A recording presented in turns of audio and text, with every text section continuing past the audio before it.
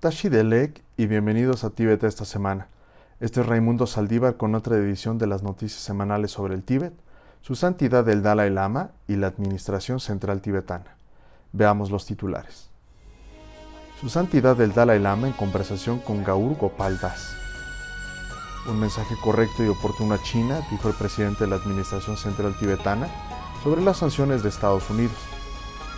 Hito histórico. 19 estudiantes recibirán la prestigiosa beca Sikyong de este año. Los tibetanos instan a la ONU a liberar a Anya Sendra. Evento paralelo virtual sobre la situación de los derechos humanos en el Tíbet. El parlamentario italiano Bianchi planteó su preocupación por las continuas violaciones a los derechos humanos por parte de China. El expreso político tibetano Sandup fallece a los 50 años en el Tíbet.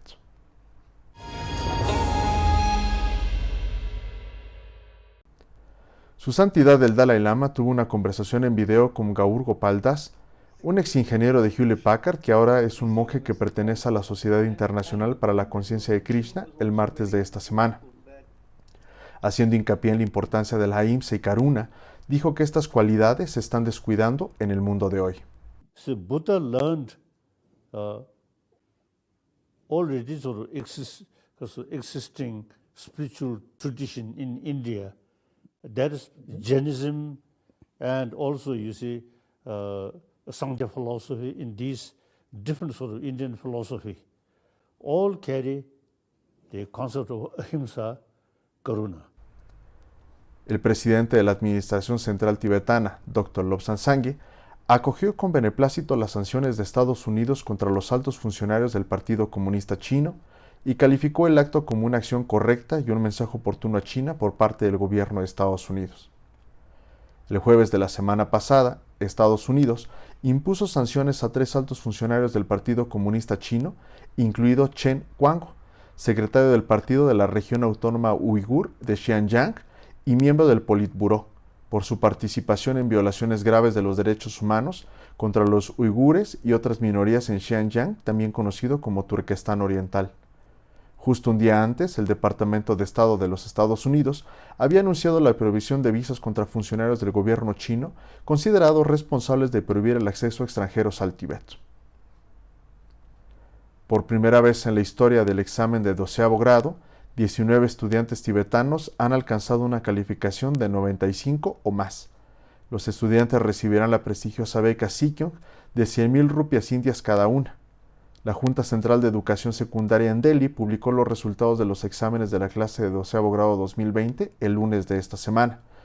El presidente de la Administración Central Tibetana, Dr. Lobsang Sangye, felicitó a los estudiantes, al Departamento de Educación de la Administración Central Tibetana, a los maestros y a los padres por su apoyo colectivo respecto a este gran logro. This scholarship has proven that if you reward excellence, people will perform and live up to the expectation. So this is a major achievement. And yesterday, at the initial news of NDTV, Rawala, and the school was listed, Jawaharlal Nehru School, and then the Kendra Vidyalaya, and the CTSA was listed as the 3rd highest ranking pass percentage. So this year we have like 98.7% passing class 12 performance. It is all because of hard work, consistency, and the effort put by my all teachers. So I would like to thank to all the staff of THF, including both teaching and non-teaching staff, for their continuous support and blessing on us. Being a Tibetan, especially I would like to thank to His Holiness for His blessing on us. Thank you. One thing I would like to share to my younger ones is that the fundamental unit of studying is listening, reading, and writing. I repeat, listening, reading, and writing.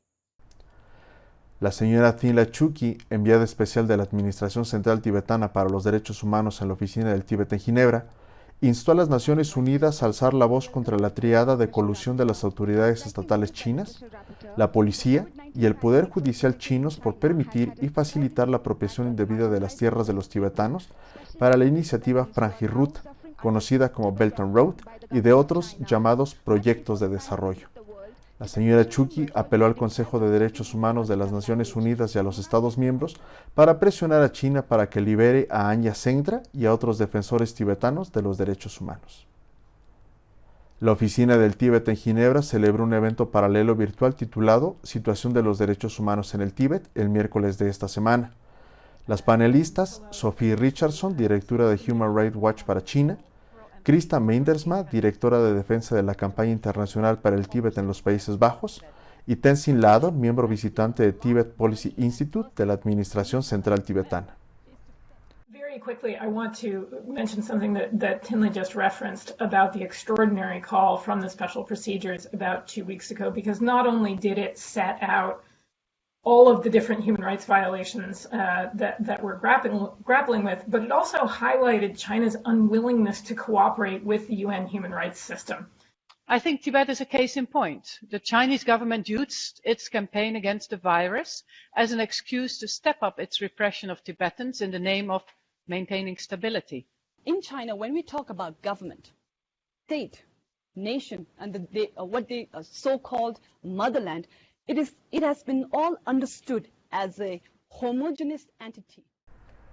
El miembro del Parlamento italiano, el señor Matteo Luigi Bianchi, expresó su preocupación por las continuas violaciones de China a sus obligaciones internacionales sobre los derechos humanos en el Parlamento italiano el jueves de la semana pasada.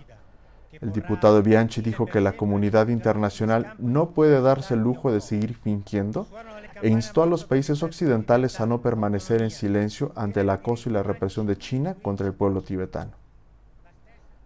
Il mondo occidentale non può tacere, la comunità internazionale non può far finta di nulla.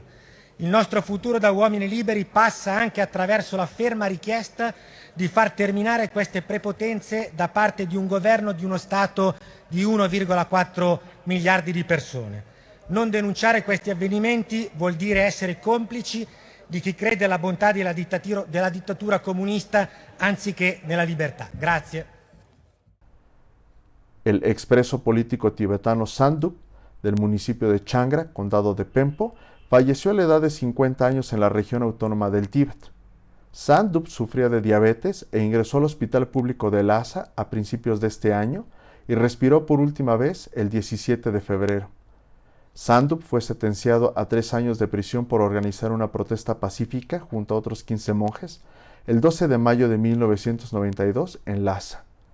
Después de cumplir sus 3 años iniciales, nuevamente fue encarcelado por otros 4 años por razones desconocidas. Es todo por hoy.